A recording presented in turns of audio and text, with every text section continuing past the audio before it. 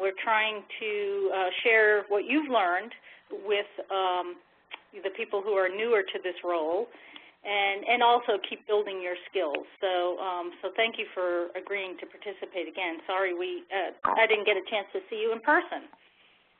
I'm sorry too. There was a funeral. Yeah, well, sorry about that. That's certainly a good reason for not being able to be with us. So, since Georgia is new, I'm almost hesitant to start. But let me just maybe you and I can sort of reflect on some of your key learnings from being an action learning mentor last year. What would you say is at the top of your head as a key learning? For me, Karen? Yeah. Georgia knew? She didn't do it last year, so she's new to at least how we're doing this. A key learning for me? Yeah, you know, having been an action learning mentor last year for K-Philly, what stands out in your head with regard to being in this role? Just trying to learn to be more comfortable with it, because I was pretty uncomfortable last year. It was new for me. So right. I think my key learning is to relax and let the process work its way through. That's true. The most common thing I hear from people who are new is, what do I do? I don't know what my role is now. And the team doesn't know my role, and I'm uncomfortable with my role because I'm not quite clear. It's not as clear as being a mentor, or a mentor in the sense of an expert, which we all are in our own areas, but we know that taking on the role of a learning coach is different than sharing just your expertise, or in leading the team and facilitating the team. That's a whole different role as well. So just relax and go with the process, that it will come to you. Good. And what are you hoping to get out of your participation this year, Karen? Do you have any personal goal for yourself? I guess I'm looking forward to having a team that's already not well entrenched because they know each other, and having better communication. Last year, they never communicated by telephone or email, and so I finally had to just start going down there to visit with them, because even if I sent them emails asking questions, maybe one would return the email. So they all worked in the same agency, and they all knew each other very well, and so I didn't really have a good picture of how this process builds teams.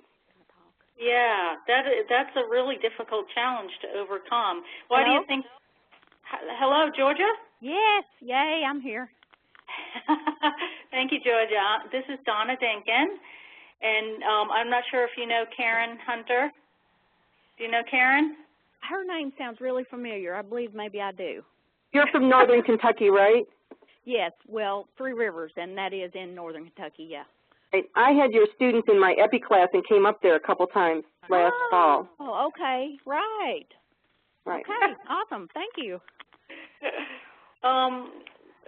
Georgia, what I'm going to do is, why don't I just introduce myself, since you weren't able to meet me when I visited in person. So I'll introduce myself a little bit, and then Karen, maybe you can maybe we'll just introduce ourselves so we know a little bit more. So let me start. I am a private or a public health leadership consultant. For many years, I worked for the University of North Carolina and was the director of two leadership programs that are very similar to K-Philly. One was called the Southeast Public Health Leadership Institute. The other was the National Public Health Leadership Institute. I left UNC in 2007 and just hung out my shingle as a consultant. And so now I'm still in leadership development. One of my areas of expertise, I hate to even use that word because I'm not sure I feel like an expert, but one area that I actually put more time in is in this area of action learning, and that is or action learning coaching, how I can help a team use a project experience or a team experience so that they maximize that experience for learning and development, particularly in the area of leadership. You can use action learning for anything, but we want people to develop leadership skills. So, and that's how actually my path intersected with Erin Lewis and Cynthia Lambert, just through our roles in working with public health leaders. I'm based in North Carolina, and, well, of course, since I work for UNC. And do leadership development, but also focus a lot on evaluation as well. So, Karen, why don't you give a little bit more background on yourself, whatever you'd like to share. Okay, Karen Hunter. I teach at Eastern Kentucky University. I've been there for 21 years. I'm originally from Michigan, and I work in public health. I got 7 kids between me and my husband. So we're busy all the time. Wow. My daughter just got engaged. She's getting married next summer to her boyfriend of 7 years, fiance. Wow. That's great. That's it, I guess. Is there anything else you need to know about me? Karen, why don't you share your experience with working with K-Philly teams? Oh, okay. Well, it's been a wonderful experience. Last year was a little bit more of a struggle for me than it's been in the past because I'm trying to do something different. But I've been doing it for several years now. The teams have been wonderful and highly, they've been very successful at getting together and doing what they needed to do. I've enjoyed meeting all the new people and being able to give any kind of attention to them that they needed. I think it's a wonderful program that they have, and I'm glad to be a part of it. Great. Thank you, Karen. Georgia, why don't you introduce yourself and let us know also if you have what your history is with K-Philly, if anything. Okay, I'm Georgia Heist. I can't say I've been around here and there, different states. I'm Kentucky through and through, so my work experience is here. I started at the bottom in public health, and I guess this is as high as you can go in local public health. It's not very high where I am director. I have I guess, extensive history with K-Philly. I went through K-Philly myself. I also worked with some of the students as a project when I was working on my DRPH. I've mentored several groups. One of the groups won a Balderson Award, which was great, and it had to do with National Public Health Performance Standards. I've come to some different sessions and had just 30 minutes or hour or so to speak to the groups. I don't know for sure how many groups I've mentored, maybe 3 or 4, I guess. But I really enjoy it. I think it's a great thing. And, Donna, I'm really envious of you that you've got the courage to hop out there and be on your own as a consultant. That's something I would love to do, especially related to accreditation. So I love K-Philly. I think it's a great program. Well, Georgia, sometime you'll have to call me and I'll tell you the good, the bad, and the ugly of consulting. Okay. Definitely. Yeah, I guess courage. Probably. I didn't know what I was getting into, but it has been great fun, actually. I'm not sure I would change it. So, well, great. Thank you for sharing your background. Georgia, Karen was mentioning that last year was a little bit tougher for her in this role, and it's because of how what this role has become and what we're trying to make it. And that is sharing your mentor hat with another hat, which is as a learning coach. And that's quite a different role than most of us have experienced. And I was just mentioning to Karen before you got on the call that the number one concern that new people have to this role as learning coach is this feeling of I don't know what to do. I'm not quite sure how I'm adding value to the team, and that is a common feeling, and it's okay. That's part of our own learning. Eventually, with enough experience, you'll see that you're doing just fine and you're on the right track. But at first, don't be surprised if, as I help you change your role a little bit with the team, that you feel some discomfort with that. And my role is to support you and Karen and the other Action Learning mentors in this role. It is really difficult to wear two hats of mentor and learning coach, and we can talk about that if you struggle with it as we move along. Can you both see the PowerPoint? Yes. Yes. Okay. I flew out to Kentucky just a couple weeks ago, and we spent several hours together. These were the slides I used, and Karen, you've seen many of these from last year. I'm not going to go through all of these. Obviously, we don't have enough time, and I'd like this to be more interactive for you. But I do want, Georgia, for you to understand the model we're using for your role as an Action Learning mentor. The other thing is that one of the things we want to do is to learn from each other. And so you and your group, and that includes Lisa Daniel, David Dunn, Muriel Harris, yourself, Georgia, you, Karen, and Brandon Hurley, and Louise Kent. You are a team yourself. And so our goal is for each of you to be both teachers and learners in our own learning circle as Action Learning mentors. And part of that will be us coming together virtually, just like this, through these webinars to talk about, as Karen knows from last year, to talk about what am I struggling with that others can help me with, what have I had success with, but just learning from each other and being open to that. Are you both okay with that? Sounds good. Yes. Yes. Okay, great. So, Georgia, have you ever heard of Action Learning? Yes. Okay. So let me, there's a whole continuum of how people view Action Learning. It's been around for a long time, and mostly in the private sector, but it's becoming more used in public health, especially in these public health leadership institutes. But many people use it in a way just to describe people working together on a project. So people work together on a real project, and they call that Action Learning. And that's true, that people learn while they do real work. But in our case, we're going to use this definition. What is Action Learning?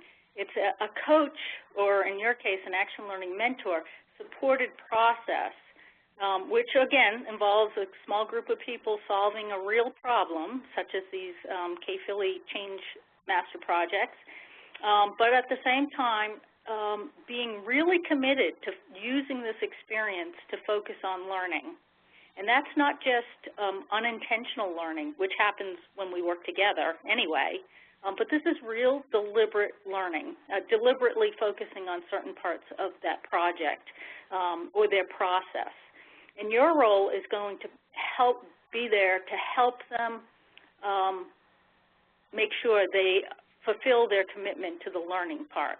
Because what most often happens is people put no time into the learning.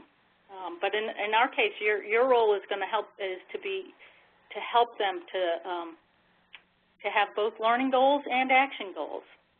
And their project has to be a real project, which it usually is in K-Philly.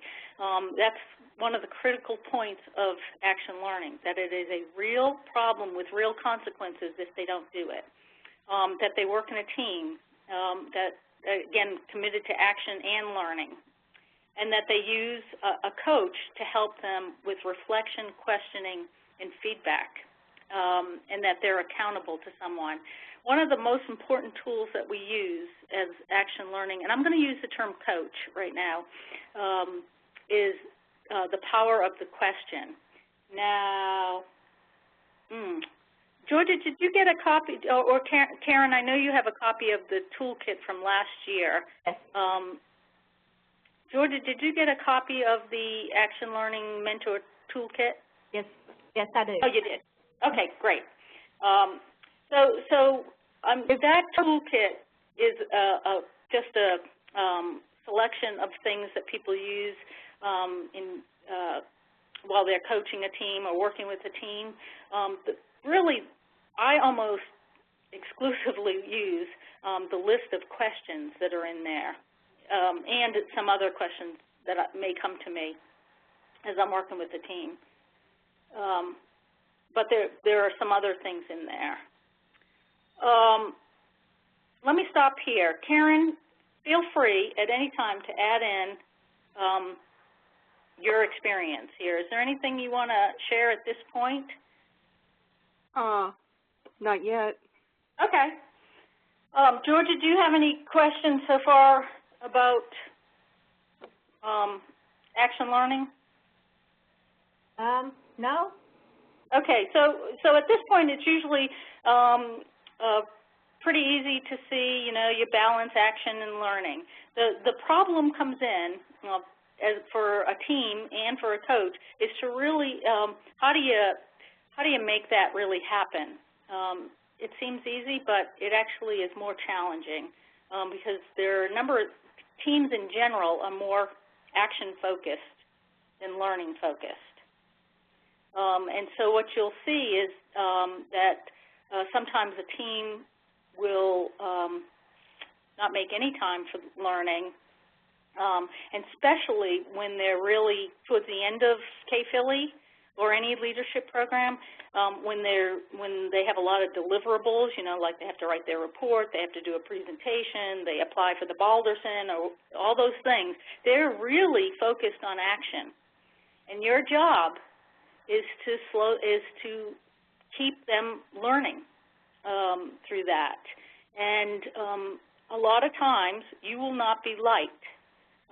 It's great to be liked as a coach, but it's also not bad if at the time you're sort of annoying them, if that makes any sense. One of my favorite things to do, annoy people. Perfect. You'll be perfect for this role. Actually, we have trouble evaluating action learning coaching and the action learning process in the middle of a year-long experience, because if you're doing your job, and not always, but in many cases, if we evaluate you midstream, your team might not give you high ratings, and that's okay, because you are helping them get to the learning curve, which is uncomfortable. Anytime we learn, we're uncomfortable. And I think Karen can attest to just this new role being uncomfortable as she was beginning to learn it. And that's all part of the learning curve, which we'll go over in just a minute. Action learning is a cyclical process. That is, if you look at sort of the bottom loops where you have, it may be hard to read here, but you have some all the way to the left, questioning, reflecting, discussing, learning, then moves to action, and you do it again. So this is what the cycles you will need to be taking your team through, and they may not even know that you're really doing this, and that's fine. In the beginning, that's fine. But I want you to help them understand why it's important to use experience for learning. Most of what we learn in leadership doesn't come from K-Phillies, actually. It comes from on-the-job experience. And so you want them to learn to maximize those experiences. So every time they take action, so the little sort of maroon color action arrow, every time they take action, you want them to reflect on that, throw out a question, have them reflect on it and discuss, and then capture those learnings. So the next time they take that action, they do it better and better. And it's hard. You only have you know, this is a year program. You don't have much time to see them go through these loops. What you will see is them making several decisions. So let's use decisions as the key action. So the first thing they decide is what? First things they decide is who's going to be team leader or what process they're going to use. So that's the action you're observing. Throw out a question after they go through that decision-making process. What question might you ask a group if you stop them after they make a decision?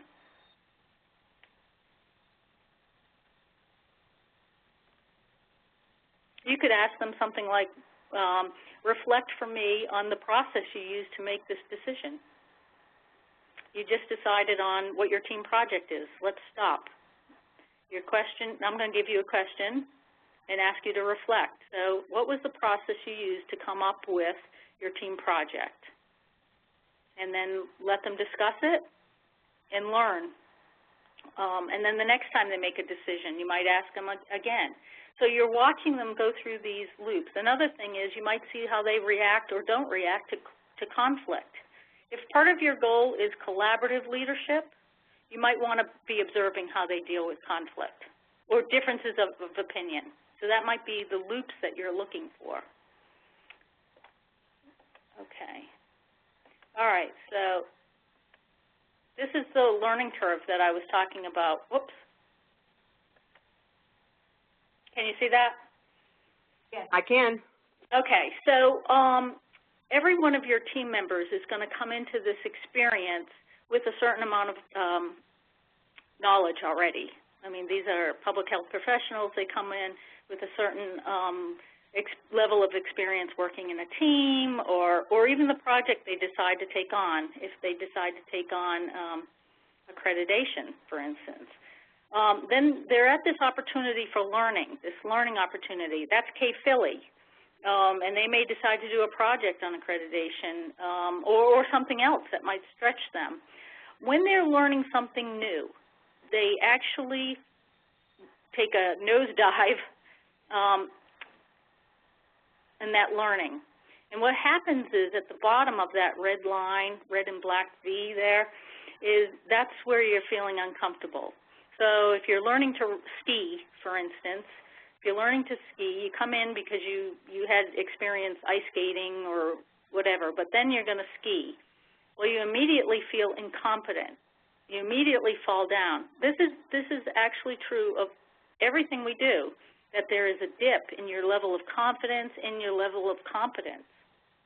And then with your coaching and the rest of the team, you should help them build back up so that they have a higher level of performance.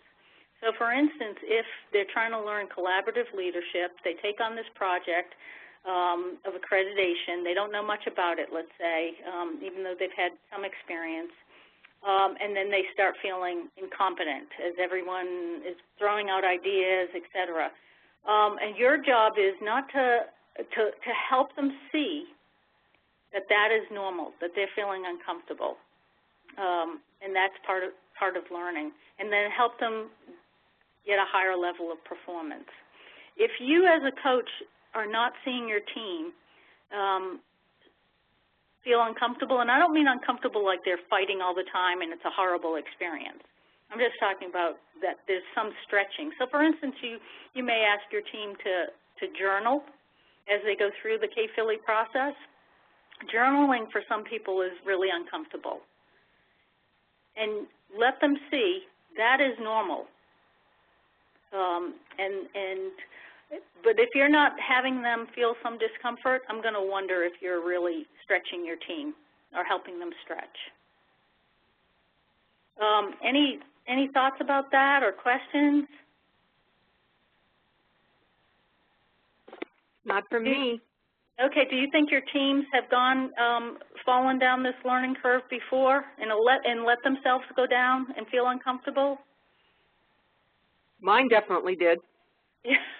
And in what way did they, did they allow conflict to emerge? Did they struggle with the reflection? What did they, what was it that they learned that was stretching for them? They struggled with the reflection. They didn't understand why I was asking all those questions. You know, I finally explained to them that what about the process. And then they got more comfortable with that. But they also got uncomfortable with their project. You know, as it got more difficult, then all of a sudden things were difficult. Oh, right.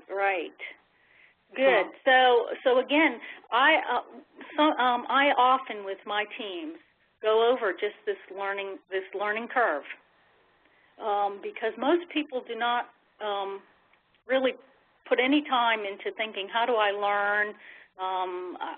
You know, what do I want to learn here in this experience? How can I learn? How can I help my employees learn while they're working?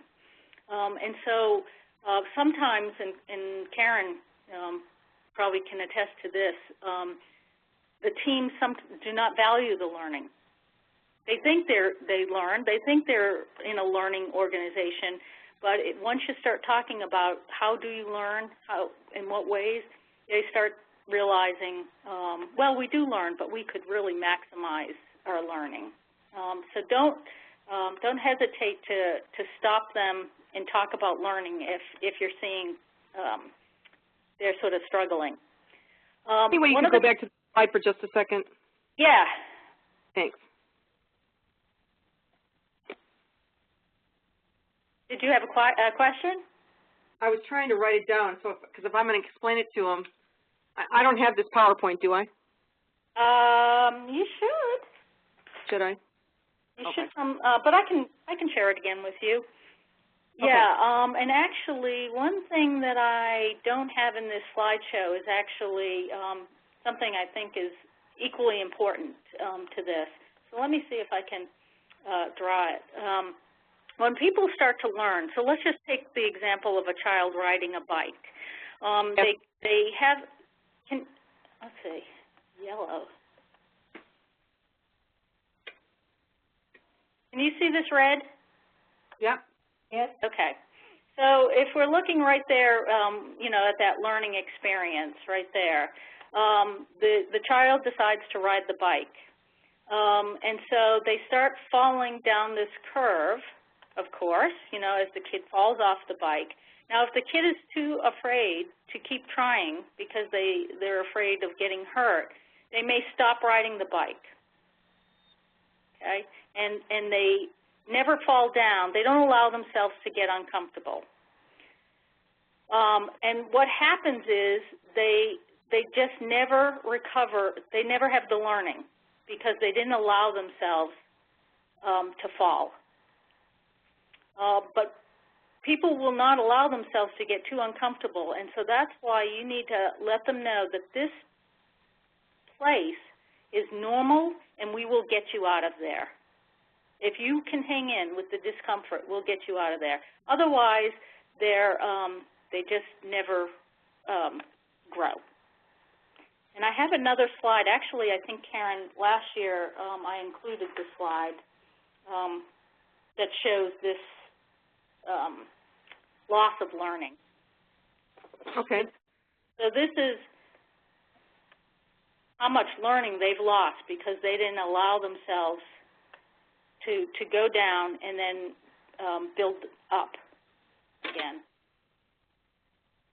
Thank you. My pen is too thick there. Okay. Oops. Okay, so it's important for us to think about what can someone learn in the action learning experience. And I know this is one of my favorite stories, so apology, Karen, because I know you've heard it before. But this was one of my big ahas when working with the team. I was an action learning coach with the team doing exactly what K-Philly teams do. And they had a death on their team, which is horrible. But I knew that they might be losing steam over their project because of this, you know, this horrible situation. So I decided as my question to them would be, how are you feeling about your project now? And they actually, long and short, was they actually were re-energized because they felt like they were working for their team member who had passed away. But the point is that before I realized how energized they were, one of the team members said, I haven't learned a thing in this action learning teamwork. And I was absolutely floored. And it really wasn't only her. It was because she had the courage to say that, I learned that at least one of the person was feeling the same way. And I was a little flabbergasted. I didn't know what to do at that point. And when I reflected on it, I realized what she was saying after I had heard her a little bit more. She didn't know what you could learn from this experience. And for her, the project they took on was something she already knew. She had done something similar. She had worked in teams before. And she wasn't learning. It wasn't like I was presenting anything. As an action learning mentor, you don't present new information. They get that in the K-Philly retreats. But you're not the teacher. So, and her view of learning was, show me something new. Okay, and that's not what an action learning experience is. I'm not, again, not teaching you. So what can they learn? And so I realized that we needed a discussion about what can you learn in a team project experience. And so it will be important for you to talk with your team about what can they expect to learn when they work with each other? What do they want to learn? And I bet if you allow them to just brainstorm, they will come up with the list of what they can learn. And here is just my list. There's probably a lot more. But of course they can learn about whatever issue, if it's accreditation, if it's infant mortality, lead poisoning, whatever the issue is. They'll learn about a new public health problem or challenge. They may even learn a new public health skill or methodology. So they may decide to do a survey and use SurveyMonkey. That may be all new to them. They should be able to use their team experience to understand how they work in a team themselves. So they're going to get, I can't remember what you use in K-Philly. Is it the LPI leadership profile? We use the 360 from Discovery Learning. Is it the LPI? From Discovery Learning. Oh, Discovery Learning. That's yeah. Right. Yeah. Okay, so they should be able to really see that instrument, that feedback, play out in their team experience, and you have to help them see that. They should be able to learn about others. As I work with Karen and Georgia and David, we should start seeing what each of us brings to an experience. They should be learning about new things or see that they're building a higher level of skill. Almost every skill you learn or you talk about in the leadership program is something you already know to a certain level, and you're going to help them see that I know you know conflict resolution or you have your own style. We're going to help you get to a higher level in this team experience because we're going to talk about conflict. We're going to address it when people have differences. So whatever skill they want to build, you can help them get to a higher level of skill. They should not leave your team, this team experience without coming out with a higher level of understanding of how to lead a high-performing team. That's one thing I think we can expect from you as a learning coach is that this team, no matter what their public health project is, should also learn how do I lead and maintain a high-performing team. And then they should learn how to get to a level of transformation. And this is really hard. This is actually one of the hardest things because you can ask a team at the end of their meeting, what did you learn? And they're going to give you whatever's at the top of their head, which often is not at a very deep level. You're going to want to question them at a level that gets under their assumptions. And one of the best questions to ask for, to help them uncover their assumptions is why? Why did you do that? Why did your team decide to make this decision in this manner? So if you ask them why, they'll start getting, at a lower level or a deeper level. And then they shouldn't come out of your team after this experience with you without having a better understanding of how to learn, learn how to learn. So those are there things that I didn't cover.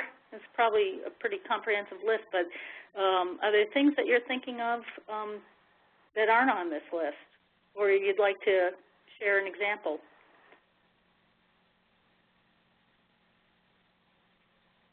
Georgia, how are you feeling at this point?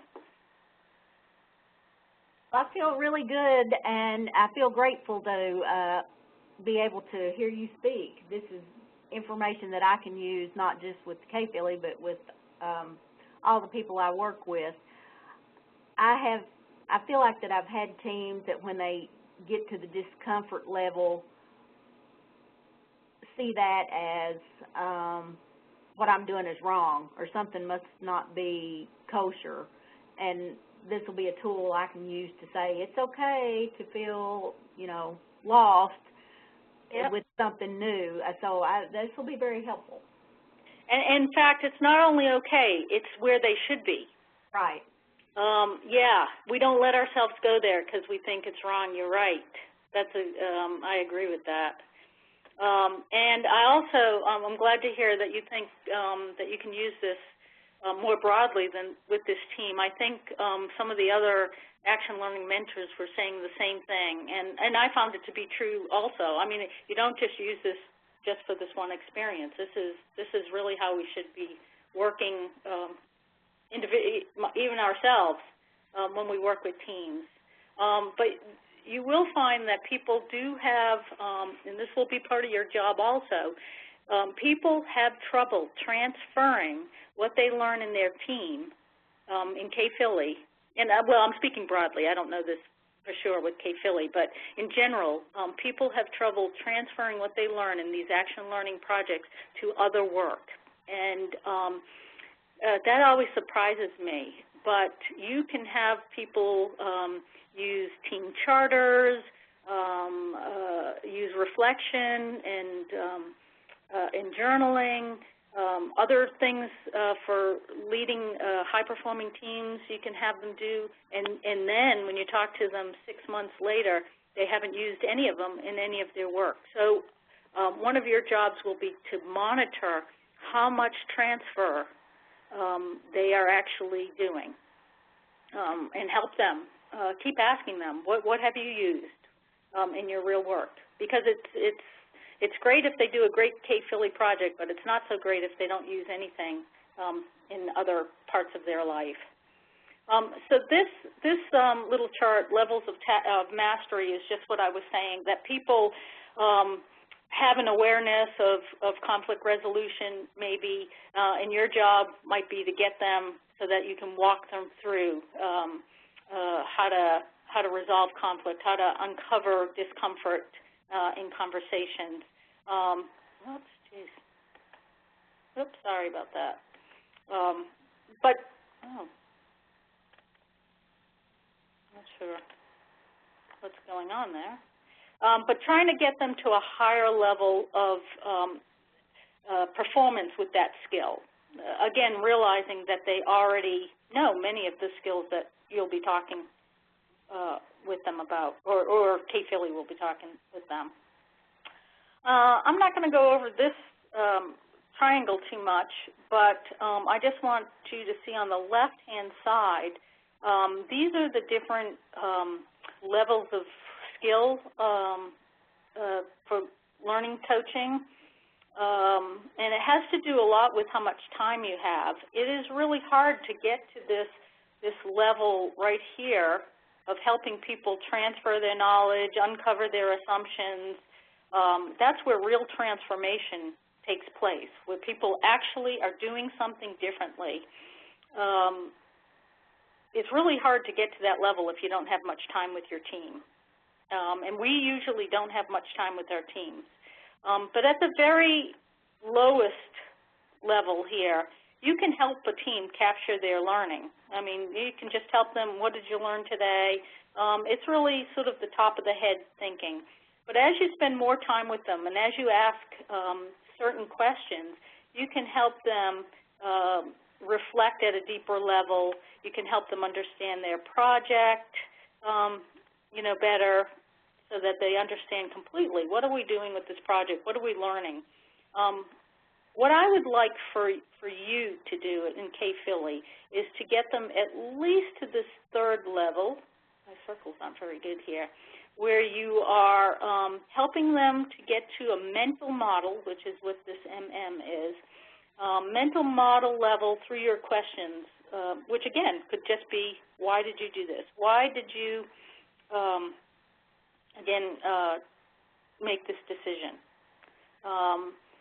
Get them to this level of understanding self and team performance. If you can get to this knowledge transfer and assumptions, you're really doing great. That's the highest level that we'd like to get to. Unfortunately, we don't always have as much time.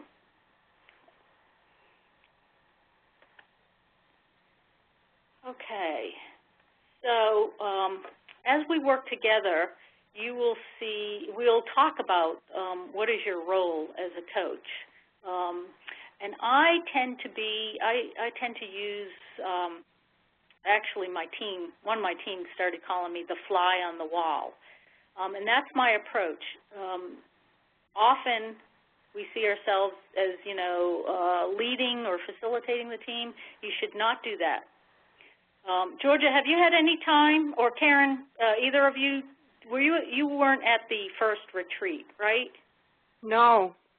Okay. So have you had any interactions with your teams yet? I've just met a couple of them. Okay. But not as Go ahead, Karen. I met them and got their team charter by email. Okay. Okay. So you've got a little bit of a challenge here. Because you're coming in, usually the team, the learning coach, the action learning mentor, starts off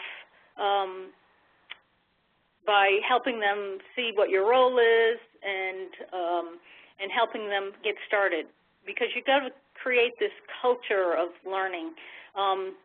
So if you haven't interacted with your team in a formal way, at the next meeting, you should probably ask for time at the beginning of the agenda.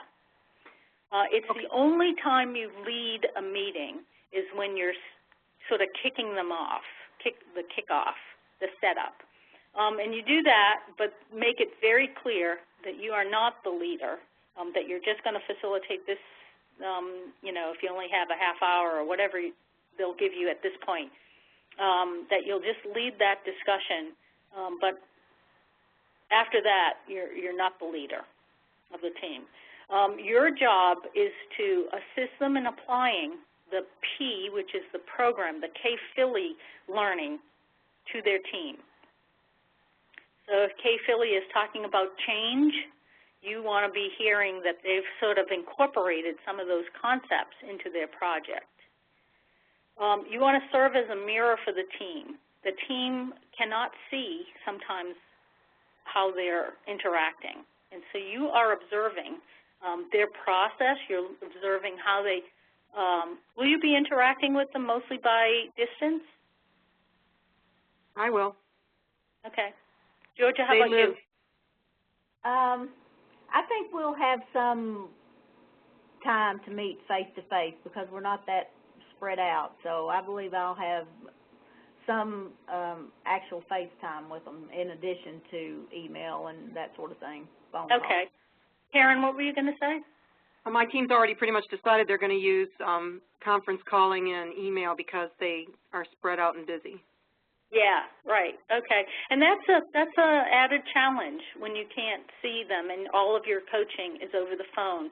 Phone meetings tend not to go as long as face-to-face meetings. No one wants to be on the phone more than 90 minutes. So, Karen, I know you already know this, but that presents some challenges for you as a coach. But it is really possible to coach over the phone.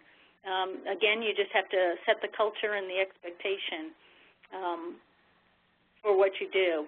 As a mirror for your team, on the phone, you're basically listening to, who's talking, how do decisions get made, do they always brush off, one member of the team. So you're listening for those dynamics. You're doing the same thing in person, and yet you have much more to observe. Obviously, you've got how they set up the room, how they sit, where they sit, who's talking, and what facial expressions. You get all that when you're together.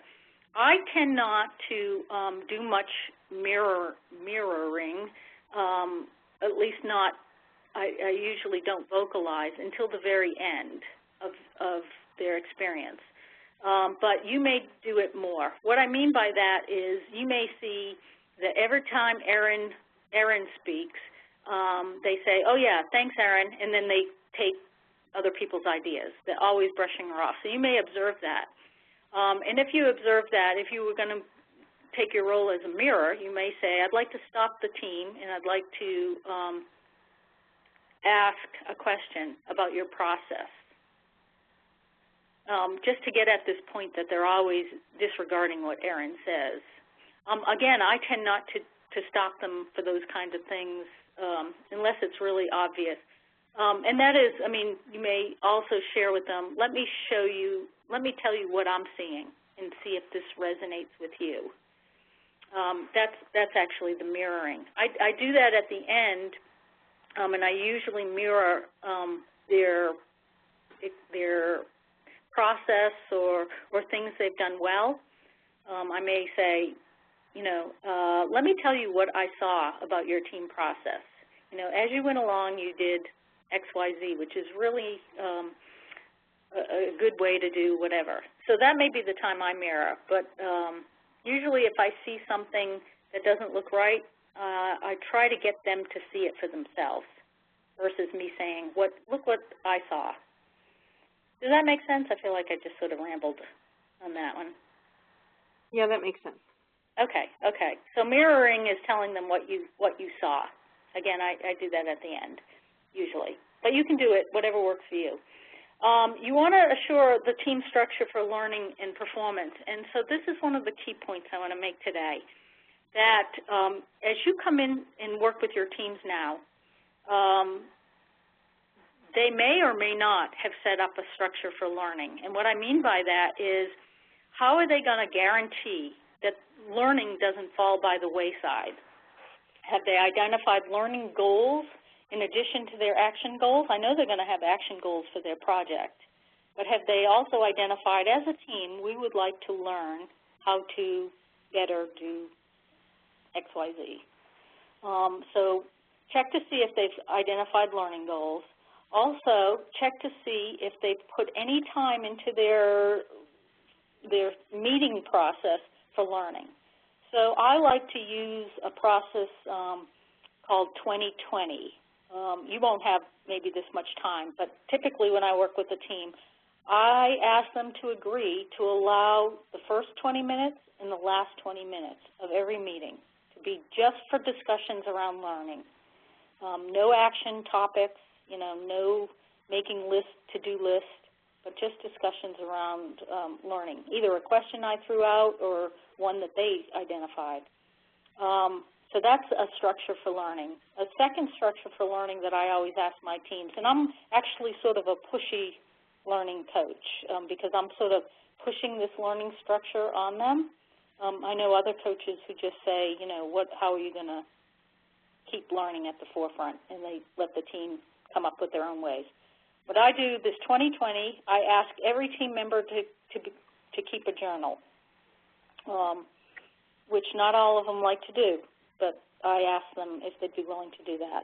I also ask them if I'm not present at their team meetings, because you won't be present at everything, if they will pick somebody who will be the not learning coach, you don't want them to be a coach, but the person that makes sure learning happens at their meeting. And that person usually is someone who agrees to the last 10 minutes throughout a question or something. So I ask them to do that as part of their learning structure. And then the fourth thing I do is I ask them if it's okay if I interrupt them at any time, even if they don't see why I'm doing that, that they'll let me interrupt them. So those are the four things that I do for usually when I'm working with a team for learning structure. Karen, do you want to share any experience you had last year about how they learned or what time they learned? Well, you know, that's the part that they kind of struggled with understanding it, but they usually gave me about 10 minutes at the end of the meetings to ask questions. They were happy to let me interrupt. I didn't do the 20/20. I didn't feel like I was going to get that kind of time from them. Yeah. You know, that in the middle there was a kind of a struggle with actually spending time with me as opposed to going hiking or something. But I didn't actually get invited to go hiking, so I didn't go. Yeah. Yeah. And they did not. I never had them do this when they weren't with me. I guess I could have done that because they were together a lot. You know, because they worked together, they would just impromptu get together and work on this, but I wasn't always there. Right. So I would, again, your teams have already started, but I would still, as you start to interact with them, get them to discuss how they're going to balance learning with action. And if they struggle with it, you know, 3 months down the road, you're seeing they're not spending any time on learning. They agreed to give you the last 10 minutes, and they're always running out of time, so you get no minutes. They don't ask each other any good, deep questions. That's a problem, and then you should stop them and say, I'm noticing this. What are you thinking about how you're balancing action and learning? Or I might not even say, I'm noticing this. I might say, let's talk about how we're balancing action and learning. Take a moment in your journals and tell me, and, you know, reflect. How well are we doing that as a team? Okay. Yeah, and it didn't occur to me to ask them to keep a journal. I know I kept one.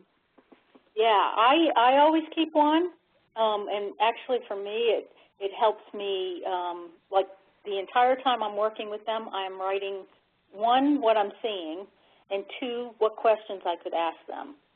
And it helps me, actually I'm quite a talker, so because I'm in this role where I have to be quiet, it helps me be quiet and more reflective. But I always ask them to keep a journal. And I always ask them, how hard is that? How hard is that? You know, you've been trying to do this for 2 months. How hard has it been for you to remember to bring your journal each time you meet, to reflect? Some people, journaling is really hard. And you can talk to them, you know, do you think it's even valuable? So, Georgia, any thoughts on creating a team structure for your team for learning? Erin? Is Erin on the phone? I'm here. Yeah. Did you already ask the the students to keep a journal? We did not ask them to keep a journal. Okay, well, I probably will do that. That is hard for me, and I know I do have the journals that you gave me. And it's difficult for me, but I realize that it is valuable, so I probably will ask them to do that also. I'm reflecting right now, trying to think on what you said, what I'm going to do. So. Yeah, and actually, Georgia, I do believe that I asked the other half of your Action Learning Mentor group to keep journals. Right, and I have one. I do have. Yeah. Yeah, it's important for us to do that because I would like for you to use this experience for learning for yourself. And And the other thing that I'm asking this year is to keep, because you can do this through your journal, but to keep sort of a record of the team, and that is not to mean to take minutes or anything like that, but to sort of help the team at the very end recreate their timeline of their team. And so if you could do that as you work with them, so for instance, you can say, you know, they met in April for their first meeting, and they, you know, some of the key events. Later on when we work together, we're going to talk about the use of a timeline as a tool for learning. So I would like you to keep big ahas, big things they've done for action, you know, like they created a team charter, they decided their team project, whenever those happen, as well as if someone shares like a major aha, or you see that a light bulb went off for the team. So keep those in your own journal and notes, because at the end I'd like us to use a team timeline to help them debrief their experience. Okay, so the only way. Yeah, go ahead, Karen. That's a good idea, because I did do that timeline review at the end, and I thought it was very interesting and useful to evaluate and review, because they had forgotten how much work they'd done. Right, exactly. They often do forget, and they downplay some of their learnings. So they have trouble recreating, you know, the list of things that they've learned. Some of that is good because you want them to internalize, you know, some of these learnings. And some of the learnings seem very small. You know, we're just tweaking what we do, but overall they're very helpful for them to realize all that they've learned. So, so keep notes for yourself so that you can help them in the end. I don't want you to tell them their team timeline, but just help them. We'll go over that later on. Okay, so anytime, you know, your role, just-in-time training and tools, sometimes you may have to help them, you know, if you see, I don't want you, again, to be the teacher, but if you see that they're struggling in some way, you might have to share, you know, a tool or something that might help them overcome some struggles as a team that they're having. Eventually, you'd want to work yourself out of a job that they should be able to ask reflective questions. By the end of their time with you, they should have a higher understanding of how to lead in a high-performing team, and they should know how to learn from experience, and they should know how to ask each other really probing good questions, deep questions. So you work yourself out of a job. Okay, and so we do our work through questioning, reflective practice, early agreements with the team. The one thing, Karen, you and I talked about this before, and I know you did it and you had to do it again, which was a good learning for me too, on these early agreements with the team. The one agreement I need you to make sure you have with your team, or two agreements. One is you need to ask them, are they willing to use their experience for learning? And it sounds sort of silly to ask them that, but you need to hear that they are okay with using this experience for learning. And then the second thing is you need to not leave your first meeting with them until you've heard them tell you how they're going to keep you in the loop and how they're going to keep you involved. Yeah, that was a major problem for me, is that I was not involved. And yeah. I occasionally email them and say, how are things going? And I'll say, well, we met this day and we met that day, and I just didn't know they were meeting. And so that's when I finally just started setting up meetings and driving down there. Yeah. So you've got to, I mean, and you can call them on it, you know, because often you may say at the beginning, they say, oh, yes, we agree to use this for learning, and yes, we agree to keep you in the loop, you know, whoever hosts the meeting will be the one to reach out to Karen or whatever. So they may come up with these strategies, But if you see after 2 months they are not keeping to their agreement, call them on it. And especially if, and I know Karen struggled with this about them, I believe, Karen, correct me if I'm wrong, that they agreed to learn, but then you were seeing they really didn't value the reflection and the learning. Right, that exactly happened. Yes, and then you approach them, and you ask them to how is it going? How is the learning going? And I'm feeling like at that time I think you were feeling like maybe they weren't valuing your participation, and so you asked them, and I think that was a turning point, wouldn't you say? Yeah, that did happen, and I thought maybe there was some personality conflict going on, and so I did. I sat and talked to him for a little bit and said, I'm feeling pretty uncomfortable, and it sounds like you are too, and I just want to talk to you a little bit about this and ask you if there remember anything I did to offend you. Turned them around. It did. That day turned them around. They said no, they weren't offended, and that that they thought that they could get through this and that it would be a good learning experience, and so they turned right around after that, and that was at Christmas time. And that's amazing, and I'm glad you did that. And it really shows me that sometimes teams agree to learn and they don't know what they're agreeing to. And that's fine. And what are they agreeing to? And what I tell them is you need to understand. When I'm asking you to balance learning with action in this project, I want you to understand what you're agreeing to. First of all, you're agreeing to that this is going to take more time because we're going to add on some time just for learning. So you're going to have all these to-do list of action to get through this project, but we're going to add on time for learning. So each meeting is probably going to take you longer. Secondly, you're agreeing that we will get to a level of discomfort. If that means that we expose elephants in the room or if we reflect at a deep level, there might be some discomfort in our learning. And they need to understand that this is how this is different from just any project, and that you're going to interrupt. So they need to understand what they're agreeing to, but very often they don't understand it until halfway through, and your job will be to stop them, just like Karen did. Okay, the last thing on this slide. This right here is JIT is just in time. So it may be a just-in-time question. It may be some other tool, which we'll get into. But JIT means just in time, when they need it.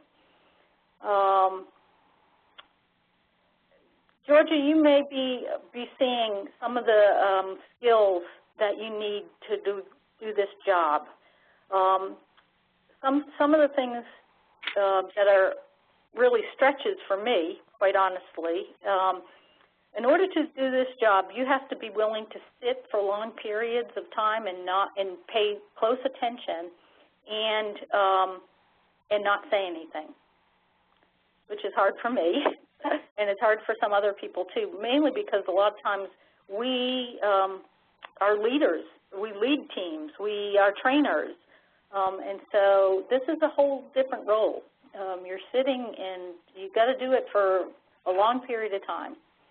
That is long meetings plus over a period of a year. You also have to be comfortable with failure. If your team, I know your team won, one of your teams won the Balderson Award, which is fantastic, but your team just as easily could have a complete failure. And you need to realize that is not you.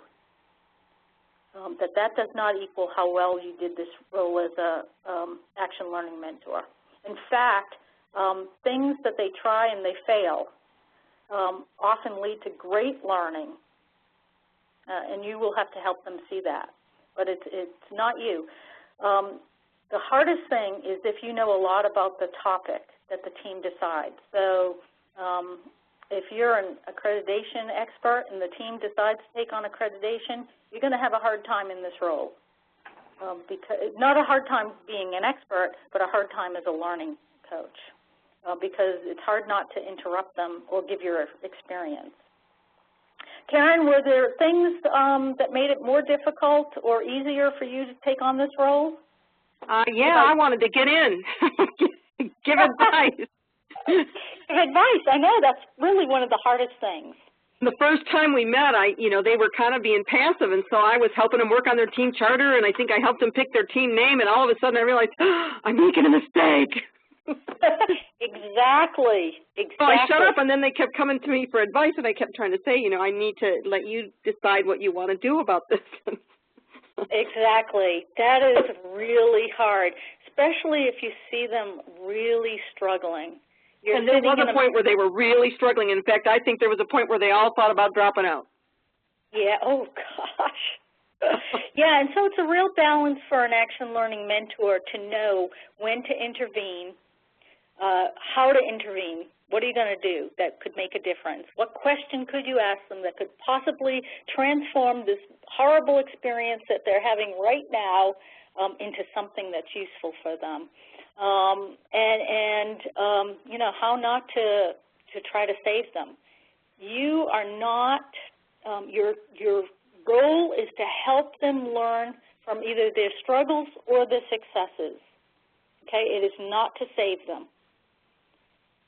If they need expert help, if you're going to give them expert help, you're going to need to tell them, I'm changing my hat right now. And you ask them permission. Is it okay if I change my hat? I'm going to be back in the mentor role, the learning coach role. Let me put on my other hat. I'm going to push myself away from the table. But you need to let them know what hat you are wearing. And if you start to, as Karen was saying, start to help them, it's hard to turn that around and push yourself away because they'll start looking to you. You want them to solve these issues on their own. At the same time, you only have a year with them, so you're not going to let them, sometimes you can't let them struggle for too long.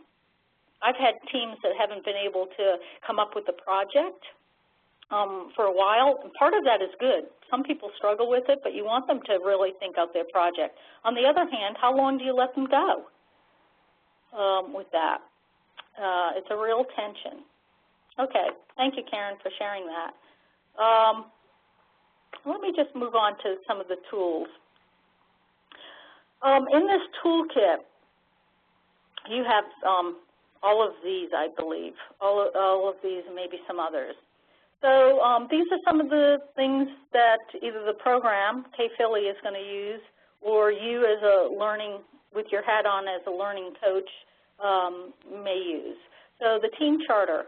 I absolutely don't work with a team unless they do a team charter, and unless they contract with me. And contracting is part of the team charter in my eyes, but that's essentially they need to outline how they're going to keep you involved, how they're going to keep other people involved. So if they bring on other experts into their project, how are they going to keep those people up to date or whatever they need to do. But the team charter is one tool that I know that you work with, or the team has to do. Some of the other tools that I find helpful, other than questioning, which I can see, I don't even have questioning on this list, but it's sort of implicit in the stop, reflect, write, and share. The stop, reflect, write, and share is essentially you stop the group, you ask them a question, you ask them to reflect and write it in their journal, and then share. The sharing part is they are only sharing what they've written. You ask them to only read what they've written. Don't ask them not to elaborate, ask them not to change what they're saying, and describe for them that really you know that their views will change as they hear other people answer the question, but you want only whatever they've written, and then you'll discuss what they've written. So that's not so different than just asking any question and asking them to write it down and share, but in this case you're only asking them to share what they've written. The most highly skilled tool that I see transfer from action learning experience in a leadership program to real life is this FIST of 5. The FIST of 5 is illustrated right up here, these fingers, and this is a silent tool, and if you're going to do this on the phone, you actually just use numbers. but you're asking people to vote with their hand. You know, 0 fingers up, 1 finger to all the way to a whole hand of 5. This is really helpful if a team, if you know that a team is not really sharing their real views. And I've had teams, once they've learned FIST to 5, they use it throughout the team experience into their work. As I said, this one is the most highly transferred tool. But this is useful because not everyone shares their views, as you know. And so you can ask a team, okay, we're going to use FIST to 5. What's your level of energy right now for your project? If you have no energy and you're about to walk out of the room because you don't want to work on this, don't put up any fingers. If you're really motivated and you want to take the lead and you're really excited, put up all 5 fingers. And so they vote like that, and then your role is to ask, for those people that have only 1, 2, or 3 fingers up, what would it take to get you to a 4? What needs to be done with this team to get you more energized? Or for the people with 5 fingers, why are you so energized about this? So anyway, you can ask any question, but it's a really powerful tool, especially for those introverts who are less likely to vocalize. Let me just go over one more here. Some of these others we'll go over as we meet. Oh, boy. Not sure why that keeps happening. I'm going to use this one right here. Let me talk about this one right here. This symbols. Having people think in terms of metaphors or objects can also be helpful with the discussion. So I might use a question, but ask them to reflect on a metaphor. So I notice that something's not going right with their communication on the team, let's say. So I might ask them, pick a metaphor that describes your communication process on this team. And if someone says, well, our communication is like an airport with someone in the tower sort of controlling all the information and other people feeding into that one person, that might be a good description of how they're feeling about their communication and what they might do to change that. The bunny thing is something another coach, a friend of mine, used. They each brought in an object to tell a story about themselves. And my friend, who was the action learning coach of that team, brought in a bunny, just a little stuffed toy. And she told a story. But that bunny actually became a symbol for that team. And every time they were getting off track, or as they said, going down a bunny trail, they would push that bunny to the center of the table. So she brought the bunny to every meeting. And silently, they were, you know, using that bunny to talk about their team process. We're going down the, the bunny trail, which I like that. Let me just stop here and see if there are questions, or Karen, if you had any thoughts about things that you used that you want to share. I did that metaphor stuff. They were reluctant from beginning to end about okay. Say that again. I didn't hear you well. Yeah, I'm echoing. I did the metaphor for communication. Yeah. And I did it with a couple other things, and they struggled a little bit with finding metaphors. Yeah. So, I gave them one of mine, and then they came up with a couple of things, and I don't have that journal with me to be able to say what they said, but they struggled with that the whole time. They were better at the end than the beginning. Yeah, that's interesting. I mean, yeah, I guess if they can't think of, metaphors, then it's not a good tool then to use. If they don't have any problem, people are able, even if one person shares a good metaphor that allows for discussion, The trick is, or I guess the point is, that if you're seeing your team is not able to discuss things at a deep level, then you can use images or metaphors if they can go to that space in their brain to help talk about things that maybe they can't put words to easily. But yeah, thank you for sharing that. The metaphor sometimes may be more difficult for them. You can also ask them to find an image online of, that describes their leadership, the leadership style of their team. Let's say you want them to talk about leadership. What is the leadership style of their team? That should be a question you ask sometime during your time with them. And you can ask them, please send me an image that describes how you're feeling about the leadership style that your team is using. And you can get all 5 people on your team or however many people are on your team to send you an image, and then you can share it back with them, all the images, and they can have a discussion. Go ahead. I said that's a good idea. Yeah, I did that with another program, and it was a virtual program, and we didn't see each other face-to-face, so I asked them to share an image. Some people took pictures, like personal pictures, and some people took pictures off the internet. And then it just provided a very safe entry into a discussion.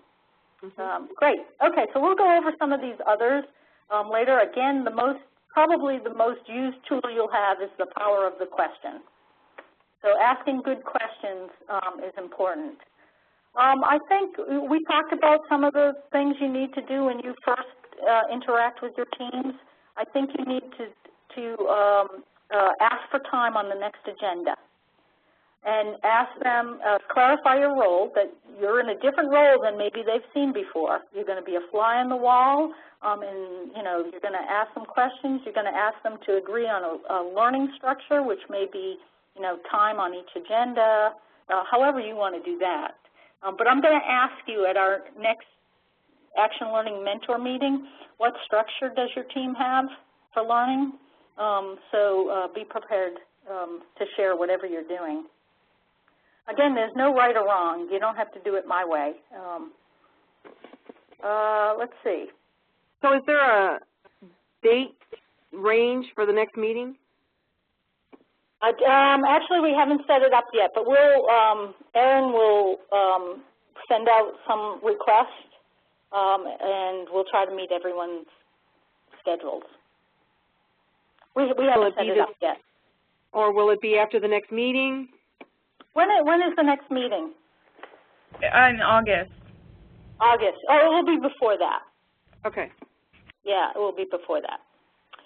And is there anything that you need right now? What's going through your head? What do you need to get prepared to talk to your teams for the first time, or first time formally anyway?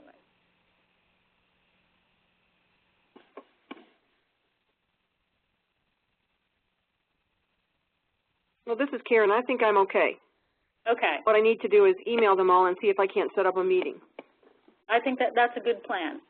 And then, so Karen, at that meeting, if you could clarify your role, if you could get them to agree to use their experience for learning, again, share with them what they're agreeing to, if at least just briefly, and then have them set up whatever structure they want, and also how they're going to keep you informed.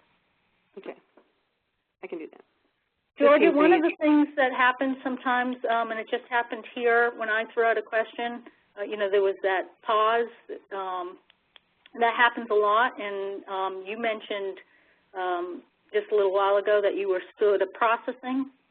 Right. And that is obviously totally normal, that people need time to process. But that's going to happen to you as a coach. You're going to throw out a question, and no one's going to respond. And so a follow-up question to that, if you're feeling like you need to jump in don't jump in, but you might want to ask a different question, and that is, what does your silence mean? And their silence might mean, I'm processing. I can't, I don't have anything to say right now because I'm processing. Or it might mean many other things. But keep that on your list of possible questions. What does your silence mean? So, Georgia, what did your silence mean on that question? That I am processing. I'm excited. I want to get in touch with the team today and set up some times for us to be together. So. Oh, good. Yeah, I actually knew that you were probably processing. Well, let me just tell you that I am available if you need to touch base. Besides the meetings that we're going to have as a team, as an Action Learning Mentor team, anytime you can just email me and I will do my best to respond either via email or, if we need to set up a separate telephone call, please use me just as a sounding board. I tend to give my own advice, but you do whatever feels right for you. And we will expect, as the team, that as you try things, or as you do things, as Karen just mentioned, she was doing too much of the team charter and helping the team with the team name. We want to hear,